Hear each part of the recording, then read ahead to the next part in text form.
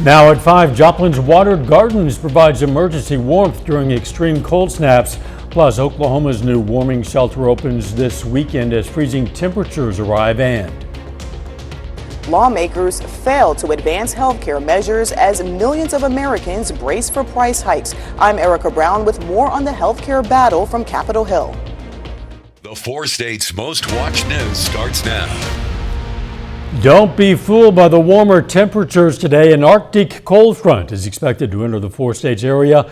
We could see lows in the teens this weekend. This is KOAM News. I'm Dow Quick. Let's check in with meteorologist Austin Stantz for the latest. Yeah, thanks, Dow. And as Dow said, don't be fooled by these temperatures tonight. We're seeing 56 degrees right now out there, and it is comfortable, but it's not going to last long. Now, Dow mentioned Arctic air. We're going to see our first polar vortex of the season. Now, the polar vortex sits above the Earth's poles and is usually contained throughout the winter, but occasionally, and it's not uncommon, that we see that polar vortex become unstable due to large waves, planetary waves, moving from the troposphere, slamming into the stratosphere where the polar vortex sits, causing it to become unstable or causing a sudden stratospheric warming event where warmer air breaks into the polar vortex. That causes it to become unstable and then start to move southward, bringing in some of that Arctic air into our area. So let's talk about the setup and what we're seeing here. We have our Arctic air off to the north. Here's our jet stream that we have here. There is a system that we're watching. It's this low pressure system, sits at the northern portion of the Midwest and starts to make its way through. You notice the dip in the jet stream there. That stays out of our area. The problem is that we actually have the Arctic air that's at the surface that goes below the jet stream, moves into the area, and this is going to bring temperatures down into the teens, like Dow said. With the wind chills out there, we're going to be talking about temperatures near zero, maybe even negative temperatures. We're going to cover all that coming up in my full forecast. All right, we'll catch you in a few. Now, with the weather in mind, area warming centers are going to be open this weekend. Watered Gardens Ministries in Joplin is providing one of those warming centers that's open to anyone at times when temperatures reach 20 degrees or lower. Guests are not required to be registered with the overnight shelter that's open every night. Last year, they had more than 29,000 overnight stays. Anybody can come in, and as long as they're respectful of each other in that area, it just gives them a place to lay their sleeping bag down or their blankets and just get a good night's rest, hopefully, and out of the cold. Watered Gardens' mission is to help those who are struggling with poverty and homelessness. They currently have about 300 volunteers. After 7 years of looking for a permanent home, the Oklahoma Emergency Response Team finally has a building. A former Miami church is now being transformed into a warming shelter and outreach center. With those freezing temperatures approaching, volunteers are working quickly to open the doors this weekend. Our vision here is we're going to take people just like we have, and our goal is to get them off the street, whether it's the rehab and then follow-on care, or if it's just picking up and getting them jobs. We got people jobs in February. We got people houses in February, license, you name it. That group is currently accepting pillows and blankets as they prepare for opening the shelter this weekend. For details on how you can help, visit our website, koamnewsnow.com. A number of organizations all around the 4 states open their doors to the public when the temperature drops. This QR code will take you to a list of many of them on our website, koamnewsnow.com. Most warming centers will open only when temperatures are 32 degrees or below, and in some cases only during business hours, so you might want to call ahead to check the hours. Also, if your organization has a warming center that you'd like to add to the list, just go to the site to see how. The Chuck Stott's Big Santa program continued its mission in Miami, Oklahoma today, honoring the legacy of Chuck Stott's, a longtime Walmart employee known for helping local kids. The city and the Stott's family now run the program, providing Christmas gifts to more than 1,000 children in Miami and about 1,500 across Ottawa County.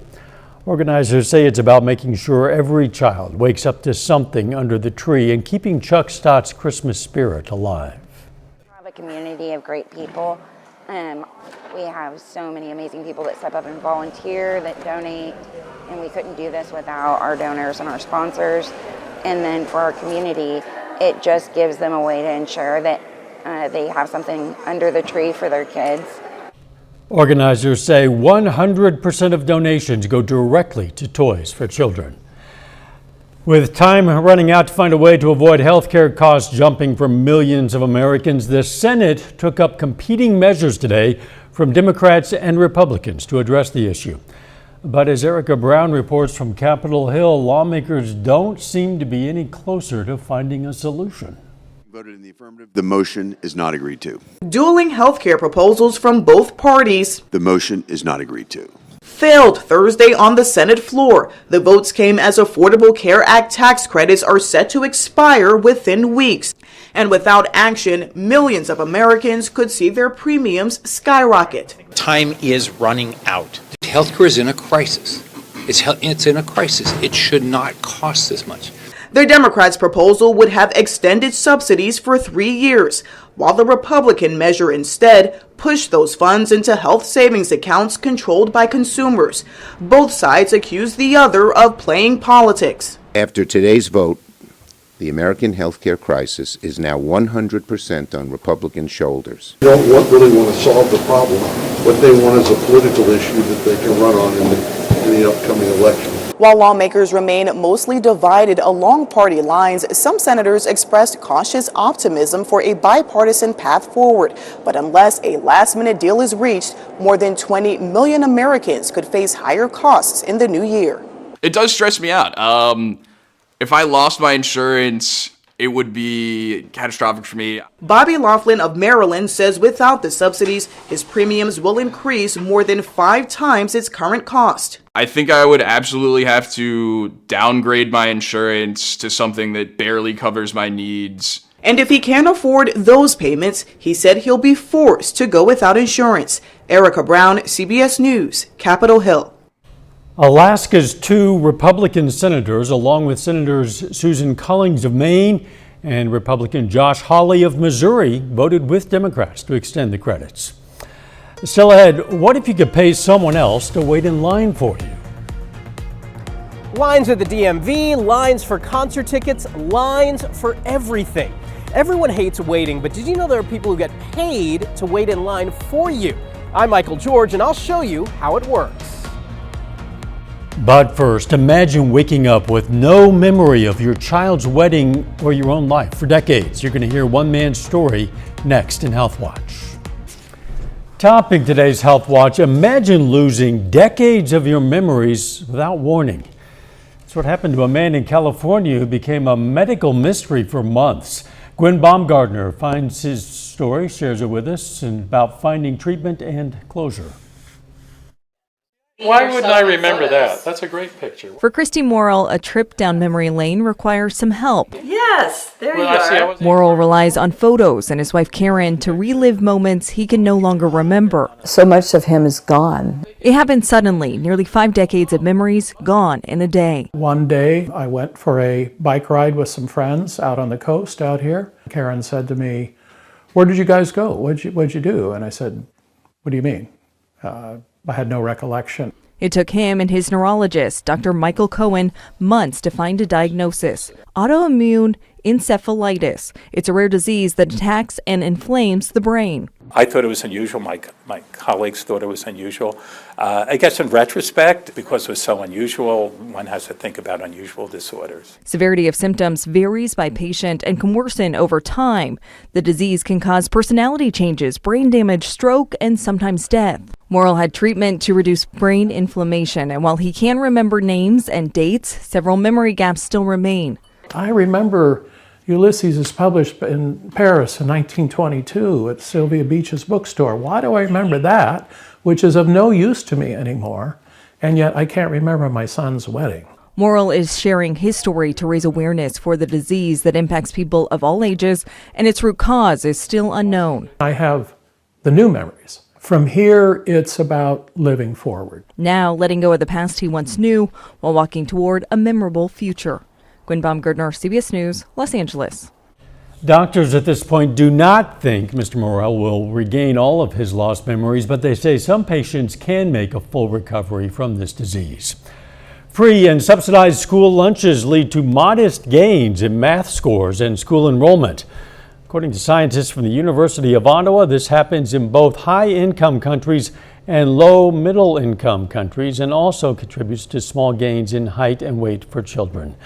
And a new analysis shows slowly tapering off antidepressants and receiving therapy is the most effective method for stopping antidepressants among patients who have recovered from depression.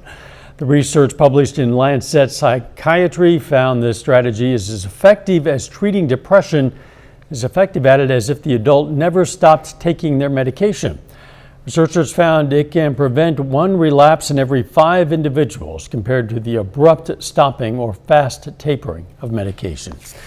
And that is a look at today's health news. A little bit later, hate waiting in long lines. Well, some people will do it for you. As our gorgeous Thursday comes to an end, I'm tracking freezing temperatures heading into the weekend. Details coming up.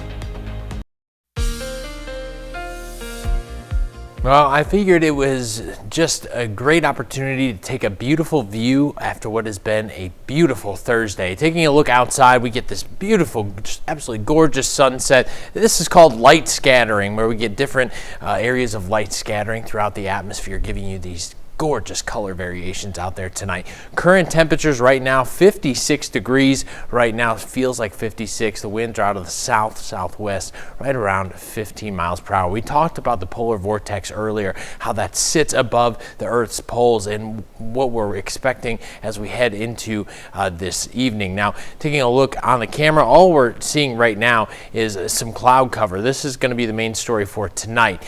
But as we head into the weekend, that begins to change. First, we take a look outside at our Cornell Arts and Entertainment Complex. Traffic's moving smoothly tonight. You'll notice on the flagpoles up there that the winds are calm this evening. Now, across the area, still sitting in the 60s off to the south, 61 in Grove, 61 in Veneta as well. Anderson, you're currently sitting at 60 degrees, so still getting in some of that warmer air. Temperatures are around 10, 12 degrees warmer than they were at this point yesterday.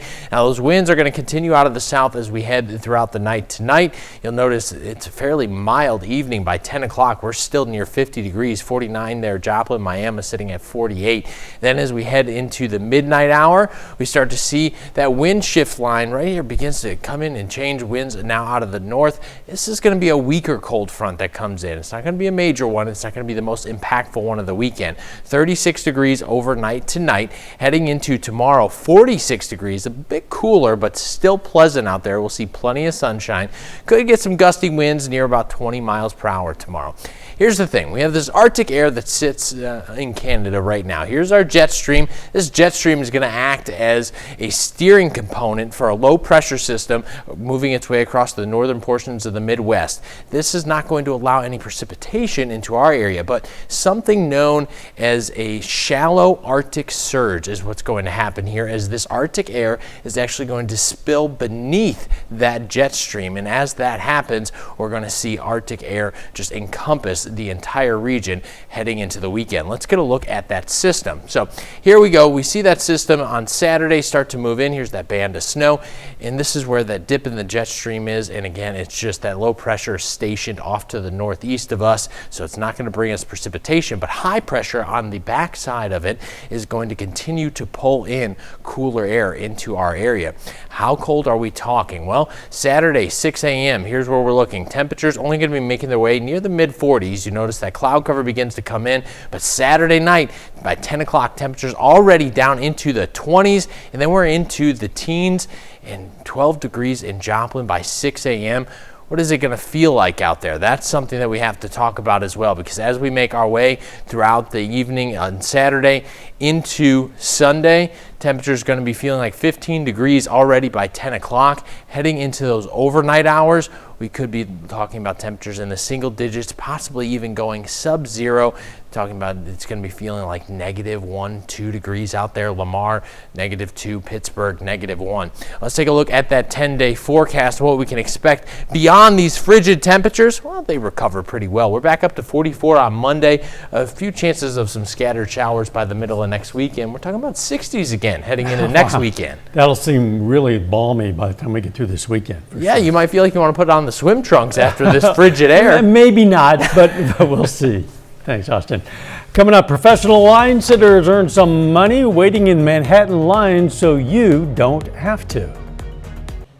Topping today's Consumer Watch, how much do you hate waiting in long lines? Enough to pay someone to do it for you? Well, Michael George introduces us to a professional line sitter, and yeah, that really is a thing. In Midtown Manhattan, there's a line down the block for a sample sale at luxury fashion house Alexander McQueen. But the first person in line is not here to stock her closet. I'm a professional line sitter. Gigi Principe and pretty much all the people at the front of the line are being paid by others to wait in line for them. Gigi, how long have you been waiting out here this morning? Since 1:15 a.m. How do you feel? I feel pretty good. It can run you about $25 an hour to hire a line sitter, more if it's overnight or in bad weather. When the doors finally open, the real customer switches spots with the line sitter. Robert Samuel, founder of Same Old Line Dudes, says his employees are hired to wait for Broadway shows, trendy restaurants, concert tickets, even courtroom seats at celebrity trials. It's a great time saver. It's economical. It's great for tourists. So if you're doing things around the city, you want to spend time taking in all the sights and sounds instead of sitting on the pavement. Gigi says her longest wait was 15 hours.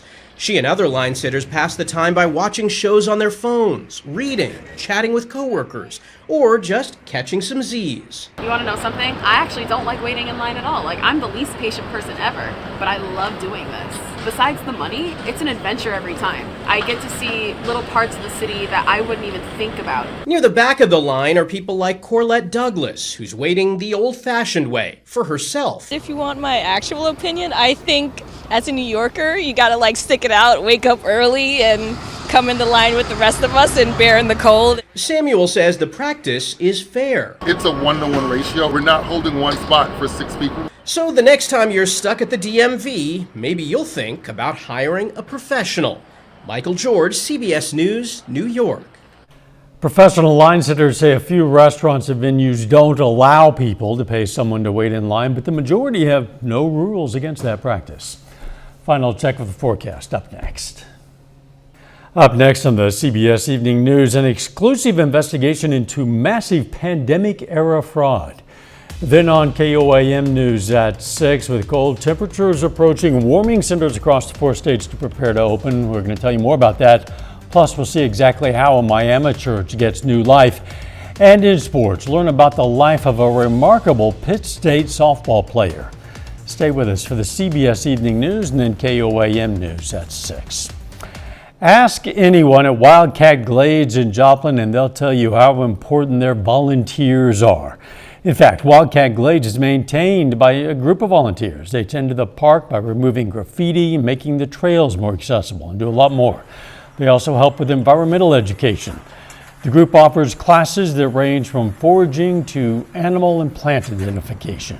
So that is something that we do. We try to take something that is natural, and if we can help the public learn about that, and if we can help them benefit from that, we're all for that.